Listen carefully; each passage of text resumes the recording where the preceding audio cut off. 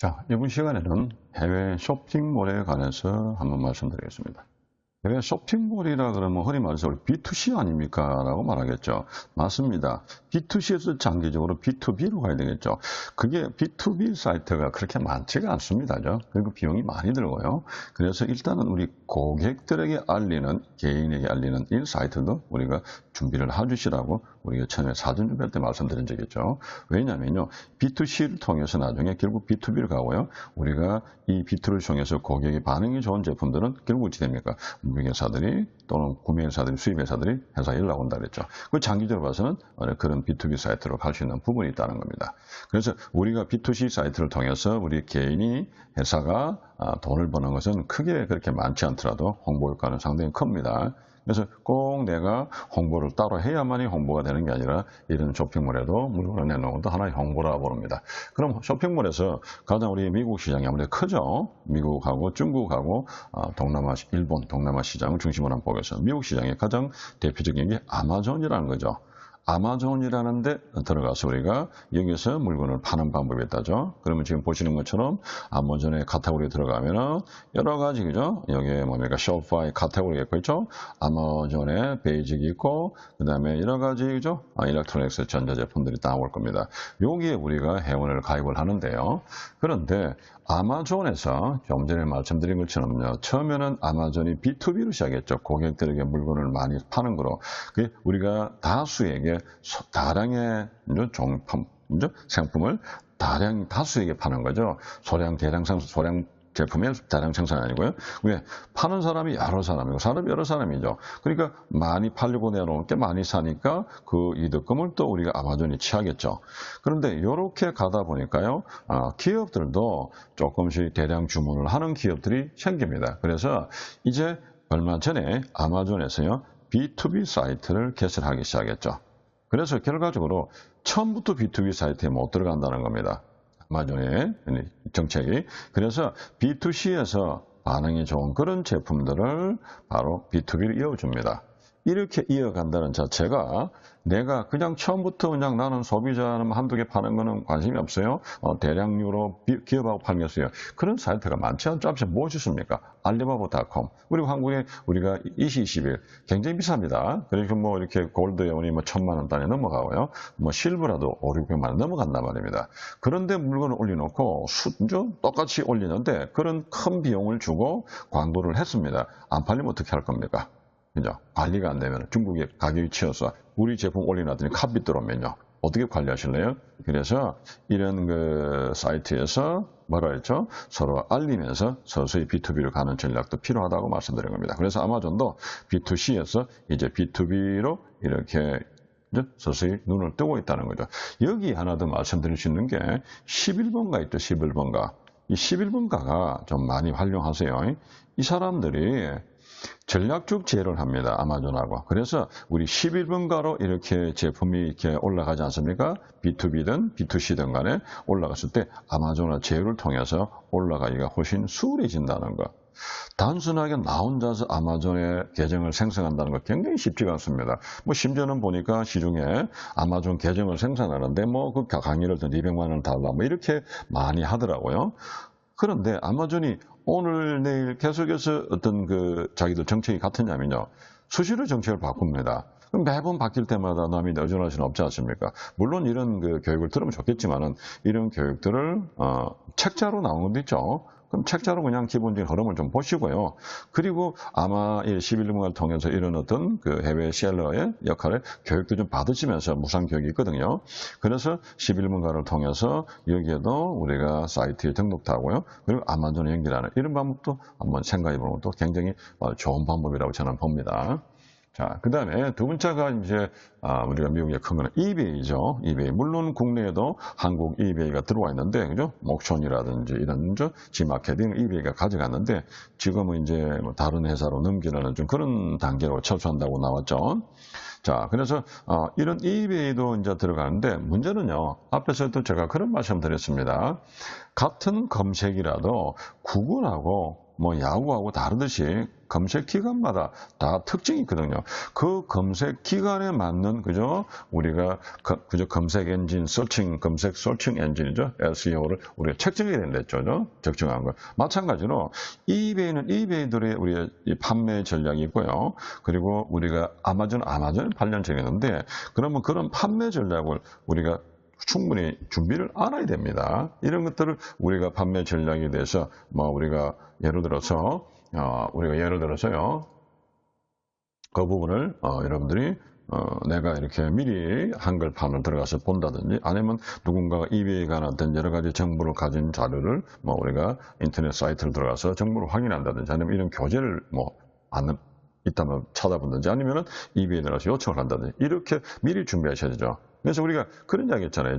앞 시간에 해외 전시회 같은 이야기 할 때 이런 말씀 드렸습니다. 미리 사전에 우리가 미리 굳이 전시를 하기 전이라도 전시하기 전에 사전에 뭐 있을까요? 사전에 뭐 정찰 겸 출장 가서 좀 알아보는 방법이죠. 아니면 뭐랬습니까? 그 전시회 하는 정보를 미리 사전에 좀 우리가 카탈로그나 정보를 알아볼 수 있는 방법. 그리고 우리가 어떻게 전시를 대비할 거다 미리 교육을 받아서 참가하는 거. 이게 효과적이라 했잖아요. 마찬가지로 이 이베이가 우리 제사에 적합한지 아마존이 적합한지 아무리 아마존이 잘 팔려도요. 우리 이베이가 적합한지 아마존이 적합한지 알 수가 없는 거예요. 그럼 그 정책을 알아야 됩니다. 그리고 특히 우리가 산업 제품이잖아요. 만약에 일반 소비자 제품이 아니고 산업의 제품이에요. 지금처럼 뭐 이러면 운동화라든지 이런 뭐 슈즈라든지 이런 게 아니고 산업 제품이에요. 과연 이베이에 그런 것이 있는지 아마존에 있는지 검토를 해야 되겠죠. 무조건 들어간다고 이제 친구 따라 강남 갈 수는 없는 겁니다. 이런 것들을 우리가 충분히 그 시스템을 어떻게 우리가 활용할 것인가를 충분히 대비를 해야 된다라고 말씀드리고요. 요즘은 또 이런 게 나왔죠. 이런 게 라이브 커머스랍니까? 라이브 커머스. 이런 말씀 들어보셨죠? 라이브 커머스에서 어딘 그 유명 모델이라든지 우리 인플루언서를 해서 뭐 블로그에서 많이 이렇게 많이 있죠. 우리 팔로워가 많은 사람들 있죠. 이런 사람들이 주로 이제 홈쇼핑처럼 쇼호스트로 나오는 거예요. 쇼호스트로. 이 사람들이 나와가지고 소비자와 실시간으로 대화를 통해서 질문하고 대답하고 하면서요. 상품을 판매하는 이런 새로운 온라인 형태입니다.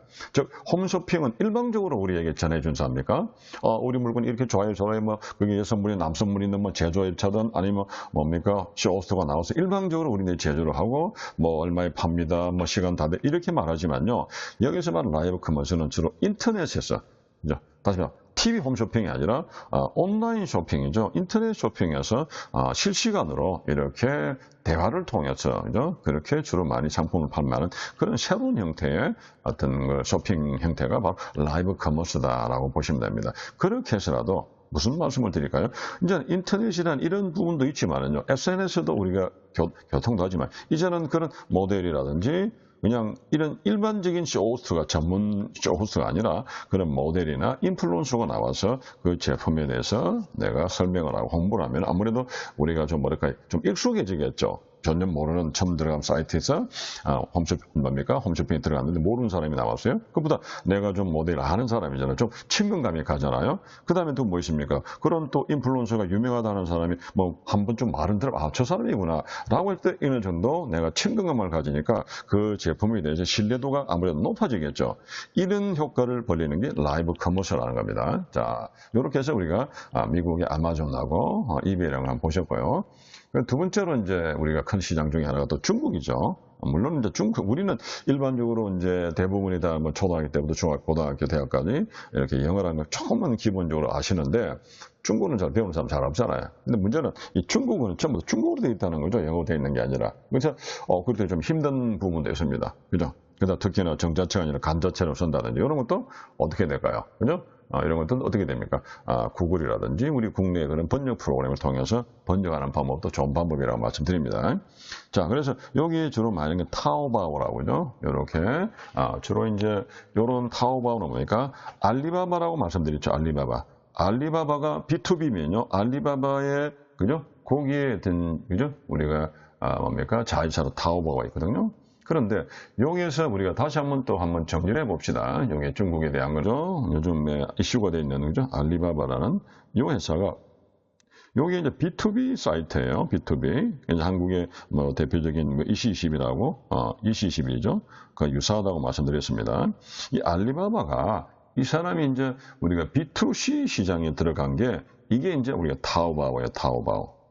그런데 아시겠지만 이 타오바오에서 우리가 지식자산권을 침해하는 그런 우리 흔히 말하는 짝퉁들이 좀 많이 나오거든요. 짝퉁들이. 이거를 우리가 점검해서 짝퉁이 나오지 않게끔 신뢰할 수 있는 그런 상품을 B2C에서 다시 만드는 사이트가 뭐죠? 그게 T몰이에요, T몰. 이 T몰이 이제 뭐 T몰이다 이렇게 이제 쓰는 거죠. 이 T몰이 이제 일종의 이제 점검이 된, 다시 말해서 신뢰할 수 있는, 신뢰가 되는 거죠. 신뢰할 수 있는 그런 상품들을 따로 모아서 판매하는 그런 사이트가 두 개가 지금 만들어져 있는 거죠. 그래서 일반적으로 가장 많은 건 어제 뭐 타오바오가 더 많아요. 근데 너무나 짝퉁이 많아요. 그 말은 뭘까요? 이런 사이트에 우리 회사가 만약에 들어갔을 경우에, 만약 생품품이 생활용품이 칩시다. 중국이 너무 카피를 많이 뜬다는 겁니다. 짝퉁을. 그래서 짝퉁이 아닌 정품을 인정받는 그런 사이트는 T몰도 만들 정도로, 문제는 이런 우리가 가장 문제가 있는 것 중에 하나에 우리나라도 초창기에 대한민국도 남의 거를 많이 카피를 떴죠. 뭐 아시는 분들은, 뭐 오래전에 아시는 분들은, 대학을 나오신 분들은 뭐라 그럴까요? 뭐 교재가 없어가지고 뭐 전부 다 학교 앞에 우리 책방이, 오히려 책방이 아니라 뭐였습니까? 카피 떠주죠. 그 책을 교수님이 가져오시면 그거를 그 학생 수만큼 20, 30권씩 그죠? 카피를 떠서 책을 제공해주는 이런 역할도 많았습니다. 요즘이야 책이 넘치나지만요. 그런 어떤 역할을 하듯이 초창기에 그렇게 카피를 뜨고, 뭐 아직까지도 뭐 이렇게 여러 가지 그죠? 그런 많은 카피를 뜨겠죠. 근데 그런 이제 아직 발전하는 단계에 있던 나라다 보니까 이런 지식 재산권에 대한 개념도 없고요. 그냥 돈만 벌겠다는 생각에서 남의 걸 쉽게 카피를 많이 하죠. 그래서 짝퉁이 많이 판치는, 그래서 소비자의 오는 원성들이 많이 있어서 따로 알리바바가 다 관리합니다. 자기 자회사들이죠. T몰이가 만들었다는 것만 참고해 주시면 되겠습니다. 자, 다시 우리가 교재로 돌아갑니다. 타오바오라든지 T몰이라는 게 있다라고 이제 보시고요. 두 번째가 이제 보시면요. 이렇게 일본이 있죠. 일본에, 물론 뭐, 일본도 판매하면 전부 다 일본으로 된다는 거. 그런데 이런 일본의 어떤 사이트를 우리 개인 홈페이지라든지 또는 우리 회사 홈페이지를 굉장히 좀 많이 참조를 해주시면 굉장히 좋겠습니다. 우리 동양적인 정서가 있으면서 서양적인 거죠. 다시 말해서 우리가 이런 사이트가 이게 개인 회사 사이트라 봅시다. 우리 회사. 그럼 우리는 보통 이런 사진 하나로 끝나잖아요. 사진 하나, 홈페이지를. 그런 데는 그 사람들은 이 제품 하나를 쿵 누리죠. 이 제품 하나를 쿵 누리면 이 제품이 어떤 제품인지 얼마인지 바로 사이트 연결이 됩니다. 우리는 이 제품을 누리면 그냥 사진일 뿐이잖아요. 그죠? 뭐 PNG라든지 이런 사진, GIF, 이 사진은 끝나버리죠. 근데 그 사진이면서 이 제품 하나가, 이 사이트 하나가, 이 말 한마디가 바로 여기에 있는 이렇게 연결되어 버릴 수 있는, 그렇게 운영을 해서 참 조그마한 그 구석이라도 그네들은 놔두지 않는다는 거죠. 굉장히 활용을, 홈페이지를 잘 하려고 합니다. 꼭 내가 물건을 다 보고 나서 여기 있네, 여기 보니까 여기 구매 사이트인데 보니까 회사 상호 있네, 이게 아니라 그 제품 하나 건드리면요, 그 제품에 대해서 바로 판매까지 이루어지도록 바로 건드린다는 거죠. 제품의 정보까지. 굉장히 편하죠, 소비자 입장에서. 그리고 어디서 클릭하더라도 제품의 매매가 이루어지도록 상당히 참 상술이 있는 그런 사이트죠. 우리 홈페이지도 어느 정도는 그런 걸 좀 본받아야 되겠죠. 어쨌든 다른 말로 했고요. 달리 이제 우리 일본에서는 그런 유명한 B2B 사이트가 라쿠텐이라는 데가 있습니다. 여기에 이제 우리가 많이 들어가죠. 여기에 이제 우리가 문제는 들어갈 때, 일본이 아무 선진국이다 보니 미국처럼 자기 나라 제품도 있겠지만은 우리 아시안 제품들, 한국 제품들, 중국 제품들 들어와서 이렇게 서로 간에 경쟁을 하고 있겠죠. 그럴 때 이제 주로 많이 보실 게 아마존이든 또 그죠? 그다음에 이베이든 중국의 타오바오든 그죠? T몰이든 일본의 라쿠텐이든 간에 이런 경우는 전부 다 우리가 제일 먼저 신경 써야 될 게 그 가격 정책입니다. 가격 정책. 그리고 두 번째가 배송에 관한 문제겠죠. 자, 일본에 있습니다. 중국에 있고 미국에 있어요. 배송을 어떻게 할 거냐, 한국에서. 자, 한국에 있으면서 일본에, 중국에, 미국에 어떻게 배송할 거냐는 이 배송 정책, 그죠? 그래서 이 배송 정책이 우리가 보기보다 하나 팔고 말면은 택배로 보내면 되지만 택배도 시간이 많이 걸리잖아요. 해외 택배가요, 미국 같아. 그럴 때 내가 한국에 앉아서, 미국으로, 뭐 중국으로 일본으로, 그죠? 뭐 동남아로 어떻게 이렇게 배송 정책을 꾸밀 거냐를 이런 것들은 이제 우리가 앞에서 잠깐 말씀드린 아마존 같은 경우는 그런 뭐가 있을까요? 그런 물류센터를 자체로 가지고 있습니다. 그럼 일정한 물량을 자기 물류센터에 넣어놓는 거죠. 한국에서 만약에 간단 말이야 아마존에 그죠? 입점만 해놓으라면 그러면 이 물류센터에 우리 자리값을 좀 주겠죠. 주면 여기서 이제 물류센터에서 자기들이 이제 우리가 그 사람들 중에서 고기 그죠? 아마존의 고기에 바로 전달하고 뭐 여기 현지에서 또 AC를 해주는 거 이런 부분들이 있습니다. 그리고 또 하나 우리가 놓쳐서는 안 되는 부분들이요. 제조물 뒤에서 나오겠지만 제조물 책임법이라는 게 있거든요. 이런 부분에 대해서 우리가 아마존 같은 경우에서 어느 단위가 커지면요. 한두 개가 아니라 단위가 커지면은 B2B를 가면 뭐 할까요? 우리에게 반드시 제조물 책임법 보험을 들게 합니다. 보통 한 건에 따라 다르지만 보통 한 100만 불 정도 이렇게 듭니다. 이런 부분에 대한 비용도 추가 비용도 우리는 판매할 때는 해외에는 우리가 물류센터라든지 그런 제조물 책임법 보험이라든지 그리고 우리 가격의 판매 정책이라든지 이런 부분들을 우리가 굉장히 우리가 준비를 해서 들어가셔야 된다고 말씀드립니다.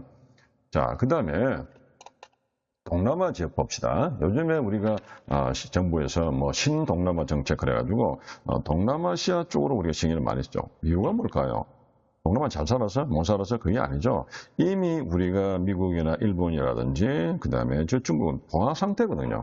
중국은 자체적으로 자기 나라 제품이죠. 그리고 미국도 이제 일본도 거의 선진국 포화 상태인데 동남아가 요즘 와서 경기가 조금씩 나아지고 회사가 나라가 성장하고 있죠. 그 말은 다시 말해서 우리나 뭐 구미 선진국은 일본이라든 이런 나라들입니까? 아무래도 고령화 추세입니다. 나이가 들어가는 추세인데 아직 이 동남아 사람들은 이 나라의 평균 연령이 20, 30대거든요. 우리는 지금 40, 50대로 가고 있습니다. 그만큼 우리는 동남아는 아직도 피라미드형이죠. 인구의 분포도가. 우리는 종형이죠. 종형, 그죠? 그래서 중간이 죽비 밑에 좀 있다가 나중에는 재미가 이것도 우회가 많아지고 잘못하면 작아지면 뭡니까? 가보수형이 돼버립니다. 잘못하면은. 그러면 난 장기적으로 봤을 때는 저희가 인구가 감소해버리죠. 아직 젊다는 거죠. 그리고 이제 조금씩 경제가 발전하면서 구매력이 조금씩 생기고 있다는 겁니다. 그죠? 일본이나 또는 뭐 미국에는 이미 구매력이 있는 거고요. 그래서 점점 성장할 수 있는 시장이죠. 그래서 이미 포화 상태라 할 수 있는 그런 레드 오션이 아니라 블루 오션이라는 겁니다. 그래서 중국, 미국이라든지 일본 이런 데 진출하기보다 또 중국이 진출하기보다 조금 다소 동남아가 쉬워지고 거기다 뭐가 있습니까? 그죠?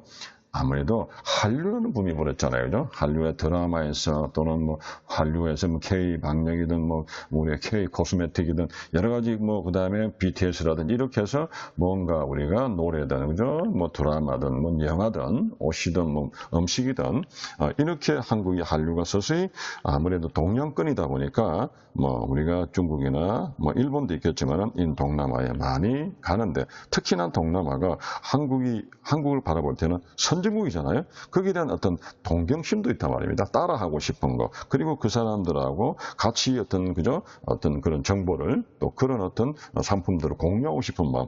이런 것들이 동남아에 조금씩 불고 있거든요. 그래서 우리가 동남아를 개척하기가 조금 더 용이하지 않느냐 이 말이죠. 그래서 우리 정부 차원에서도 이런 신동남아 정책이라고 해서 굉장히 지원도 많이 하고 있습니다. 자, 그 중에 우리가 가장 동남아에서 가장 아시아에서 일본 다음으로 우리가 선진국이라 칠 수 있는 데가 싱가포르죠.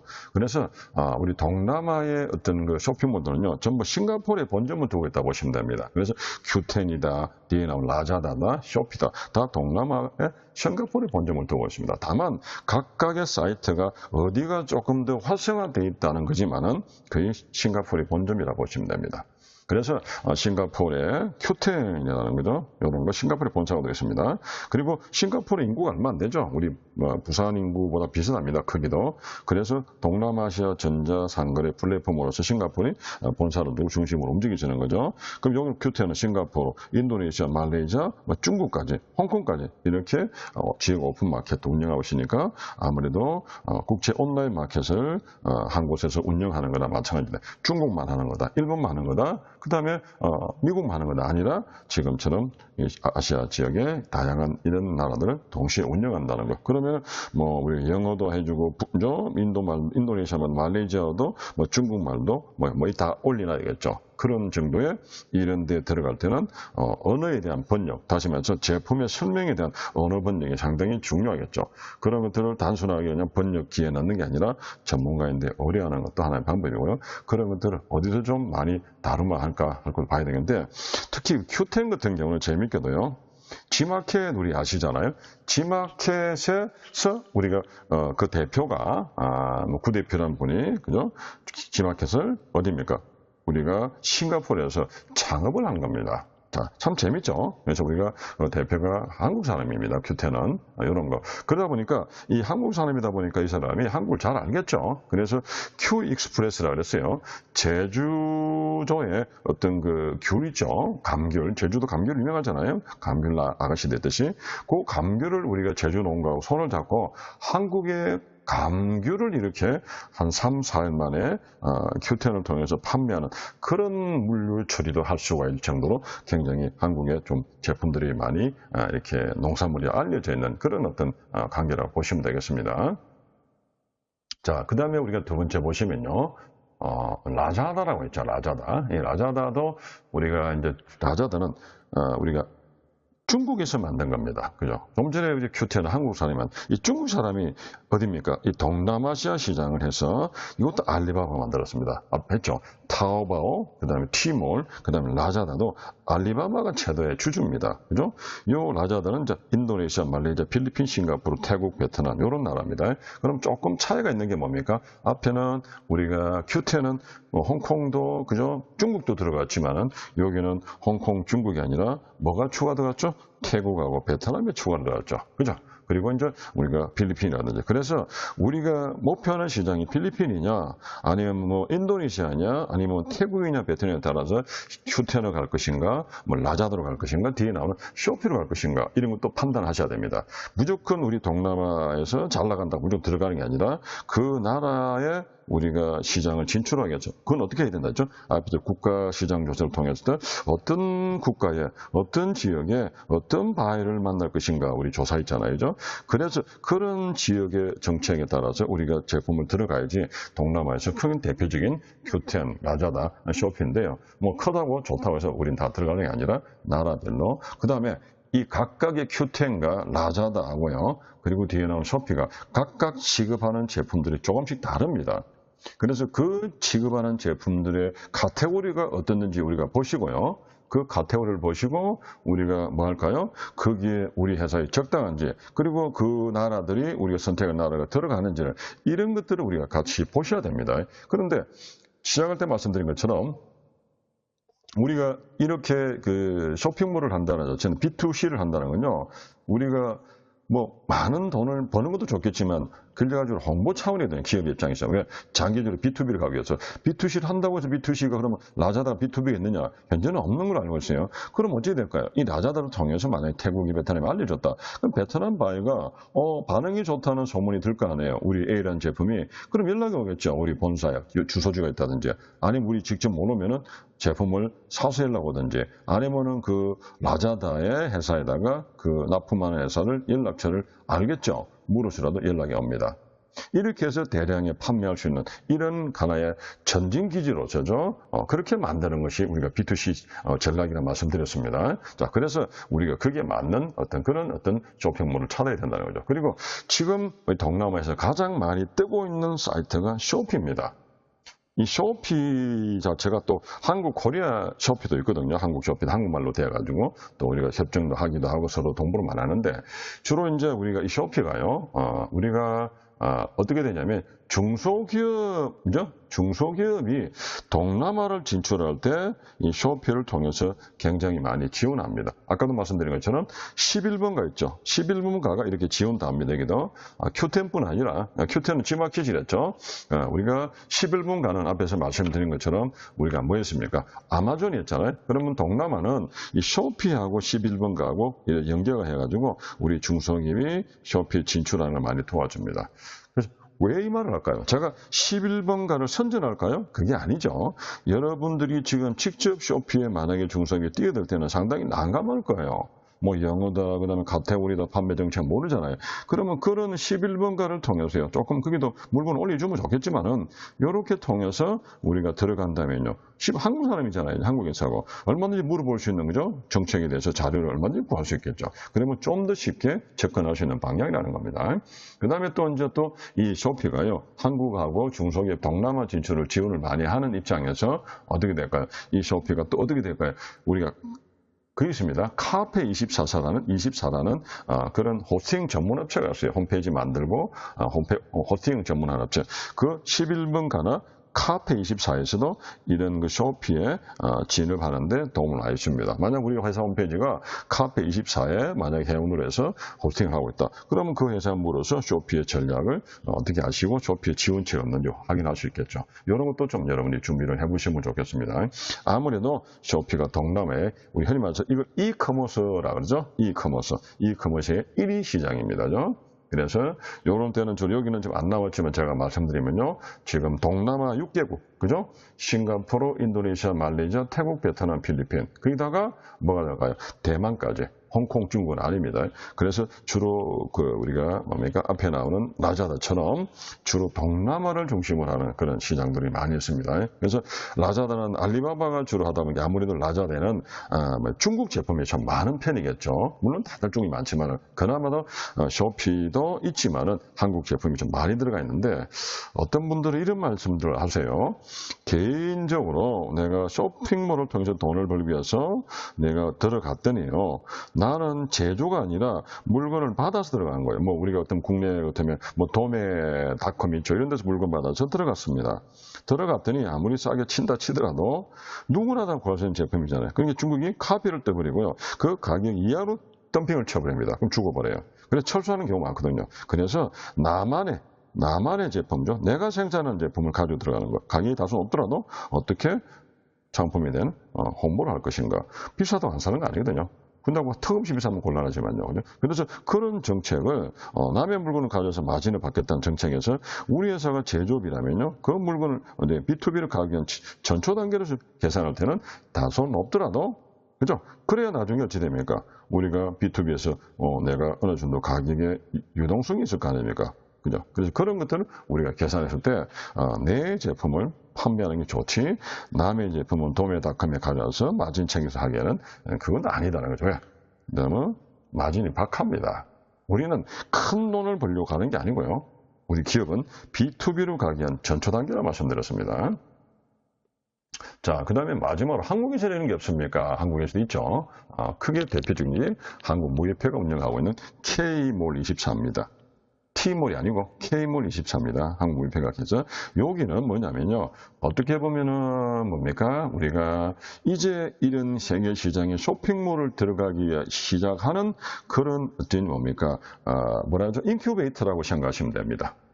그래서 저는 이렇게 말씀드릴게요. 이 인큐베이터가 우리가 이 K몰이요. 미국 시장도 있고 중국 시장에 있거든요. 이렇게. 그러면은 그런 인터넷 쇼핑몰을 우리 K몰을 통해서 다 한국말로 쓰고 이거는 번역만 영어로 하면 되잖아요. 이 정책들을 어떻게 우리가 홍보를 하느냐를 저는 이렇게 추천할게요. K몰24에 먼저 들어가서 이걸 통해서 정부 정책도 알고 우리가 온라인 판매도 좀 배워가지고 초기에서는요. 서서히 아마존으로 이베이로죠. 또 우리가 뭡니까? 저기에 뭐 T몰로 또 뭡니까? 우리가 라쿠텐으로 그다음에 쇼피로 이렇게 건너가는 방법도 참 좋은 방법이라고 제가 말씀드립니다.